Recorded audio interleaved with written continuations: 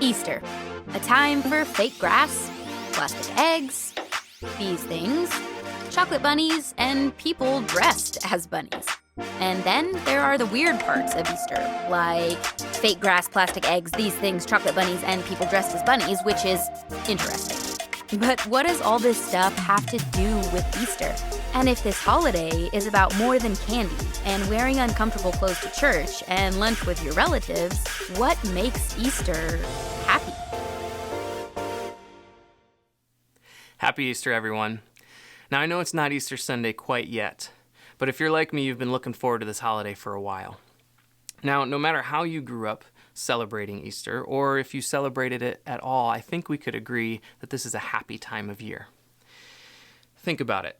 Candy, right? The candy that we get to enjoy at Easter is fantastic. My personal favorite are the Reese's Eggs. It is the perfect ratio of peanut butter to chocolate, better than the regular Reese's Cups. Or the pastel colors that we see everywhere, whether it's in our outfits or, just the decorations that we have around the house that we see in the stores and stuff. There's something about those colors that just make us smile. And then there's the eggs that we color and paint, right? It's a little weird, but, it's kind of satisfying too. And thinking of watching our little siblings go out and find the eggs that we've hidden in the yard or around the house for the Easter egg hunt, that just brings a smile to our face. And then there's also when parents force their kids to take a picture with an oversized bunny, probably traumatizing them for life, all in the name of getting a good Instagram post. Right? Well, in this series, we are going to talk about some of the reasons why Easter is such a big deal, and particularly for those of us that follow Jesus. We'll talk not only about what we celebrate at Easter, but why that can and should make us happy. But before we get there, let's go back to the Easter Bunny. Is it just me, or does the idea of a big, oversized rabbit seem a little weird for this holiday? Is it supposed to make us happy? Think about it. It's a little creepy, really. And tell me, does this kid look happy? How about this one? No? Maybe this one. I don't know. It's hilarious, but it's also terrifying at the same time. And Easter is mostly fun, except for these kids and their experience with the rabbit. It doesn't seem like they're all that happy. And the truth is, we all know the feeling that those kids are experiencing in those pictures. The feeling of being scared. Fear can take away our happiness faster than almost anything. And it makes me think of my daughter. She's 2 years old, and she is just getting to the point where her imagination is really developing. And recently, she's developed this fear of the dark, and particularly of shadows. Now, we'll inevitably be getting her ready for bed. We'll put her down. We'll leave the room, and some nights, especially recently, it's been just a few minutes before she starts saying, Daddy, Mommy, come here. And we go in the room, and it's, sure enough, there's a shadow on the wall. Fix it for me. Don't leave me. And it's heartbreaking, and you feel for her, and you try to explain it's just a shadow. It's just because your night light's on, and whatever else you want to say to try to comfort her. But I think we all know that feeling, right? We've all felt some form of fear since we were little kids. Whether it was the dark, or a monster under our bed, or losing a favorite toy, or missing out on fun that our older siblings, were having. Fear can wreck our sense of peace and happiness. And even as you get older, your fear is likely transferred to other things. Maybe things like failing a class, or being excluded by your peers, getting embarrassed on social media, not making the team, or attempting to talk to your crush just to be rejected. Sure, your fear looked different than when you were a little kid, but the feeling is still very real. Now that you're here in middle school, high school, or whatever age you are, you've realized that you don't just grow out of fear. No, as you grow up, fear grows with you. And we may not call it fear. We may call it stress, or feeling anxious, or being worried. But whatever we call it, we all fear something. And recently, with everything that's going on in the world, maybe that fear has to do with coronavirus.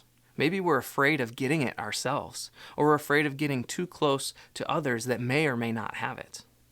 Maybe we're afraid that the store won't have enough toilet paper or food, right? We make jokes about toilet paper, but food is kind of serious. And I mean, if you think about it, toilet paper is pretty serious too. Or maybe it's just the fear of an unknown future. With the recent cancellation in here in the state of Washington of school for the rest of the year, how is that going to affect graduation? How is that going to affect college applications? How is it going to affect our futures? It's hard.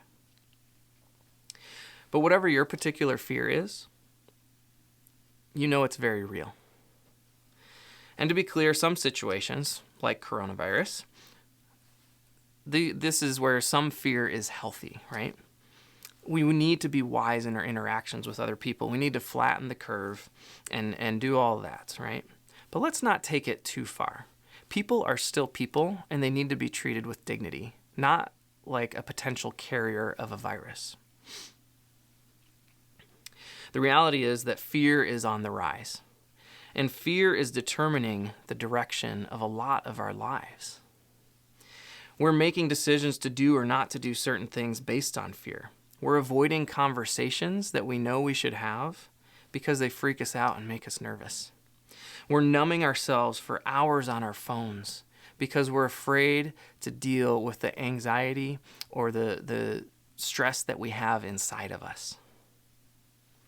Whether we realize it or not, fear is fueling a lot of our thoughts and actions. And here's what's really interesting about all of this, okay? If we were to boil it down, there is one fear that connects all of our fears. And that's the fear of death. Now, I don't just mean physical death, though that is part of it.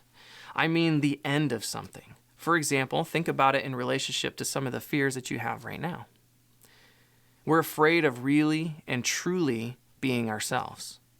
We think that if others really knew who we were, that our friendship would end, that they wouldn't like us anymore.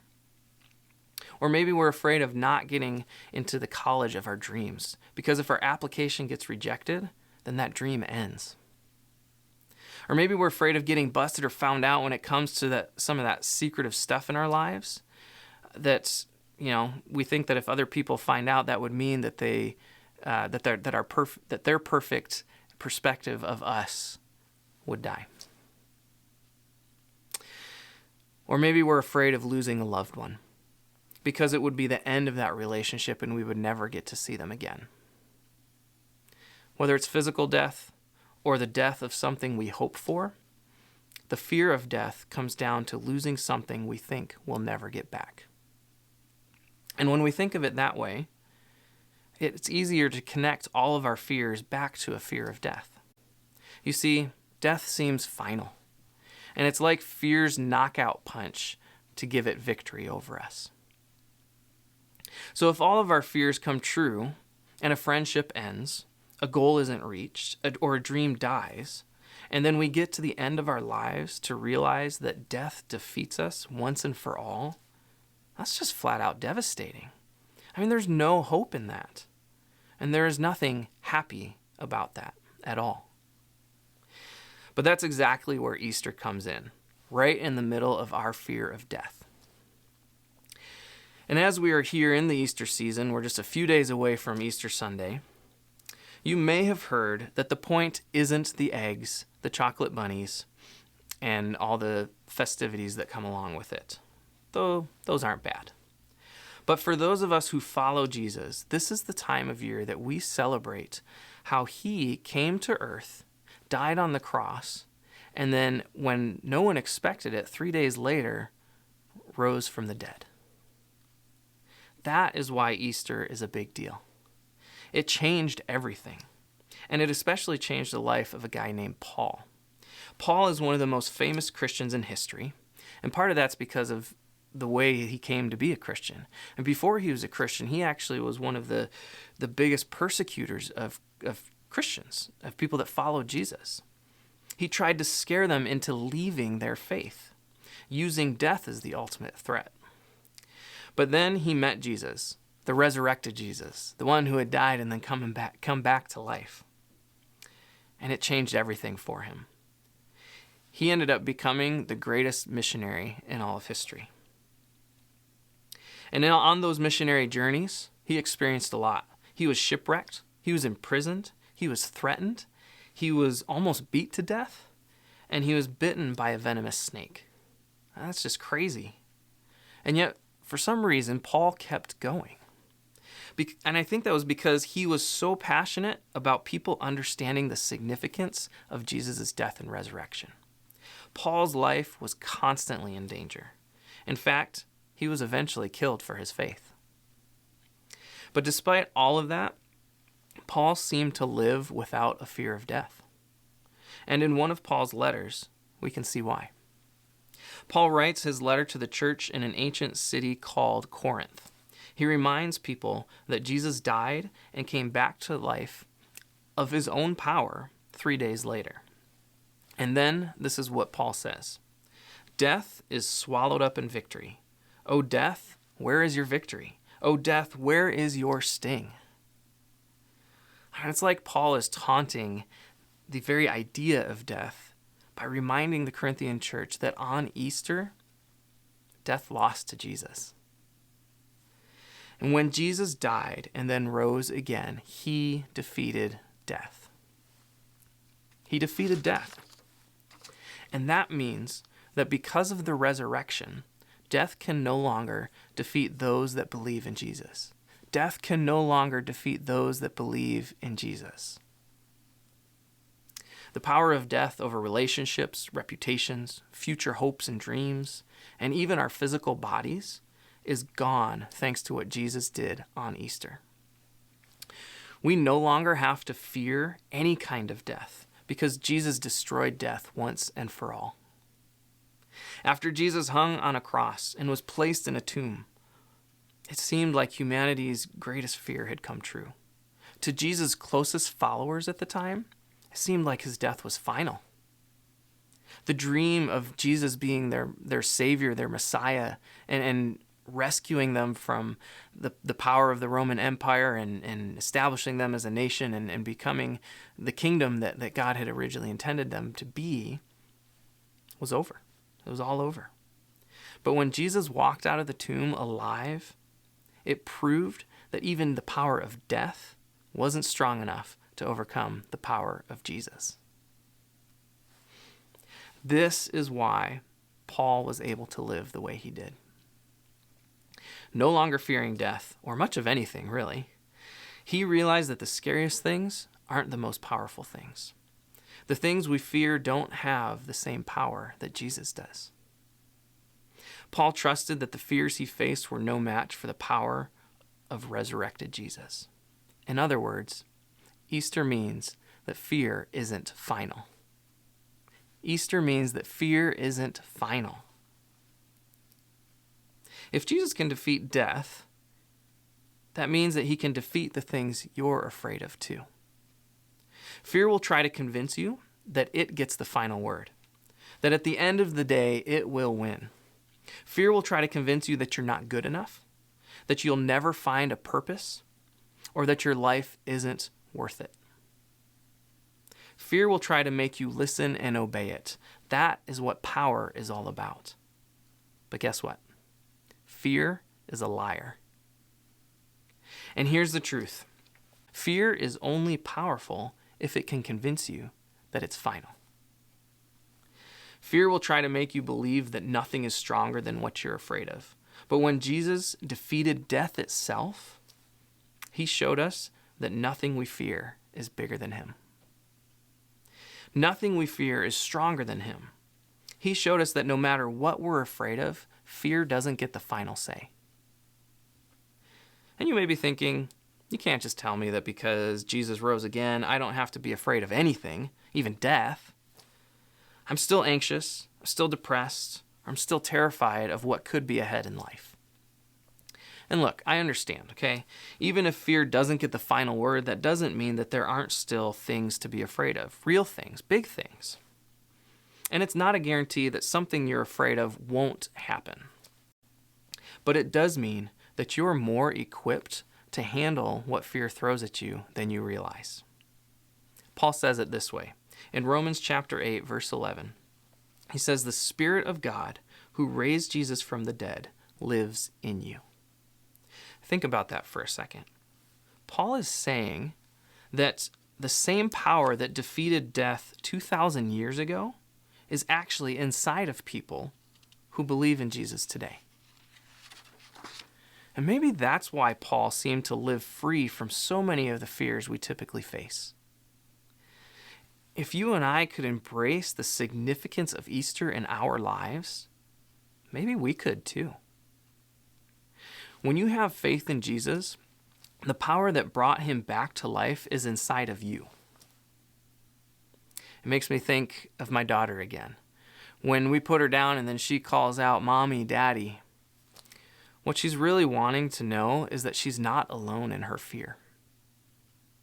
You're not alone in your fear. The Spirit of God is with you. And that means fear doesn't get to tell you what to do.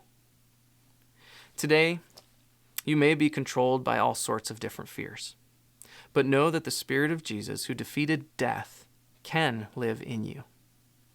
Imagine what his Spirit can do in the face of the things you're afraid of. So let me ask you this. Where has fear been holding you back? Is it in your relationships, with your family, with your friends, or with a romantic relationship? Is it holding you back from dreaming big about your future, or dealing with something concerning your mental health that you're afraid to acknowledge, or doing something you know you should do regardless of how it affects your reputation? Or is it holding you back from actually exploring faith in Jesus because up to this point, you've been afraid of how it might change you? Wherever fear has been holding you back, with Jesus' help, you can take a step forward in facing that fear today. So, what step should you take to trust in Jesus' power over fear and death? Maybe it's forgiving someone that has hurt you deeply. Maybe it's asking for forgiveness from someone that you hurt. Maybe it's talking to a trusted adult about your struggle. Maybe it's seeing a doctor or starting a conversation. Maybe it's telling your parents something you've never told them. Maybe it's picking a new friend group that's better for you. And maybe it's asking the honest questions that you have about being a follower of Jesus. This Easter, no matter what your step is, you can begin facing your fear because of Jesus. Because of what we celebrate at Easter, what Jesus did for us, fear doesn't get to determine the direction of your life any longer. So if you have questions, or you need someone to talk to, can I ask a favor of you? Will you reach out to us? Will you comment below? Will you contact us on one of our social media platforms? We've got all that information in the description below, so check that out and reach out. We would love to connect with you. We want you to know that you don't have to be alone in your fears. I don't know what your step is today, but I do know this. If you're someone that believes that Jesus defeated death and you follow him, then you have his power inside of you. You have the Holy Spirit.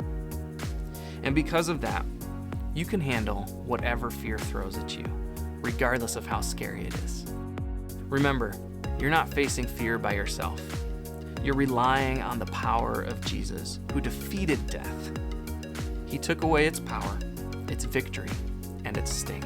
And that means that you don't have to worry about anything being more powerful than Jesus.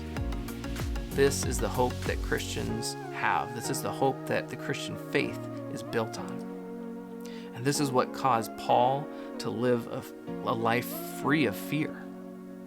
This is what makes Easter such a happy holiday. While the rest of the world lives controlled by fear, driven by stress, you and I don't have to. we are free. And that's just one reason we can say, Happy Easter.